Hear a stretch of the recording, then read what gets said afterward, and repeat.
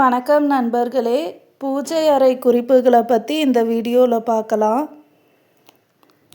பூஜை அறை எப்போவுமே கிழக்கு பக்கமாக பார்த்து இருந்தால் நல்லதுன்னு சொல்லுவாங்க. கிழக்கோ வடகிழக்கோவோ இருக்கலாம். பூஜை அறையை டெய்லி நம்ம விளக்கேற்றுறதுக்கு முன்னாடி சுத்தம் செஞ்சுட்டு விளக்கேற்றுனா நம்மளுக்கே ஒரு பாசிட்டிவாக இருக்கும்.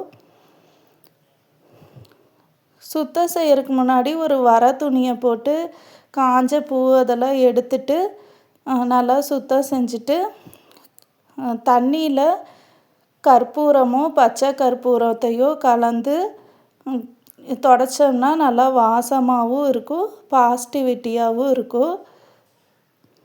அந்த விளக்கு எரிஞ்சு அதனால் வர்ற சுடரால் மேல் பக்கமும் கருப்பாக இருக்கும், அதையும் நீங்கள் சேர்த்து தொடச்சிருங்க. அடுத்து சாமி படங்களை எல்லாமும் அதே மாதிரி சூடம் போட்ட தண்ணியில் தொடச்சி எடுத்துக்கோங்க. இதே சாமி ஃபோட்டோ கண்ணாடியால் இருந்துச்சுன்னா அது கொஞ்சம் திருநீர் போட்டு தொடச்சி எடுத்துக்கோங்க. இதே சாமி சிலைகளாக இருந்துச்சுன்னா நீங்கள் நார்மலாக தொடச்சி எடுத்துக்கோங்க. அப்புறம் திருநீர் குங்குமம் சந்தனம் வைக்கும்போது அதை கரைக்கிறதுக்கு பன்னீர் கலந்த தண்ணியால் கலந்துக்கிட்டிங்கன்னா நல்லா வாசமாக இருக்கும்.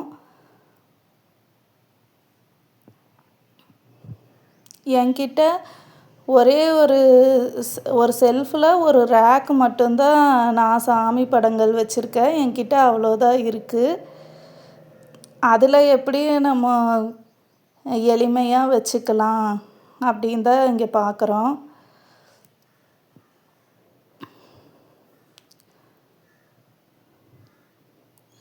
அடுத்து விளக்கு ஏற்றும் போது நம்ம கிழக்கு மேற்கு வடக்கு 3 திசையிலையும் ஏற்றிக்கலாம். தெற்கு பக்கம் மட்டும் பார்த்து ஏற்றாதீங்க. விளக்கு ஏற்றுறதுக்கு முன்னாடி அதே மாதிரி விளக்க நல்லா புளி போட்டு விளக்குங்க. உப்பு புளியும் போட்டு விளக்கிட்டு குங்குமம் சந்தனம் திருநீர் வச்சுக்கோங்க.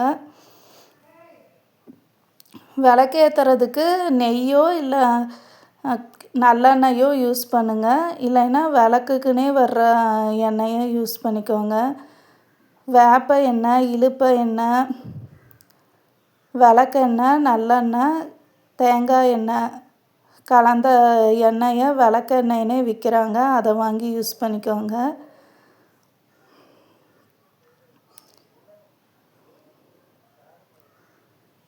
இப்போ என்கிட்ட இருக்க ஒரு ரேக்கில் நான் சாமி ஃபோட்டோ வச்சுட்டு அந்த ஓரத்துலையே சூடம் சாம்பிராணி எண்ணெய் திரி தீப்பெட்டி எல்லாம் வச்சுக்குவேன். இந்த மாதிரி டப்பாக்களில் திருநீர் குங்குமம் சந்தனம் இதையும் வச்சுருவேன். அந்த ஒரு ரேக்லேயே எனக்கு போதுமானதாக இருக்குது.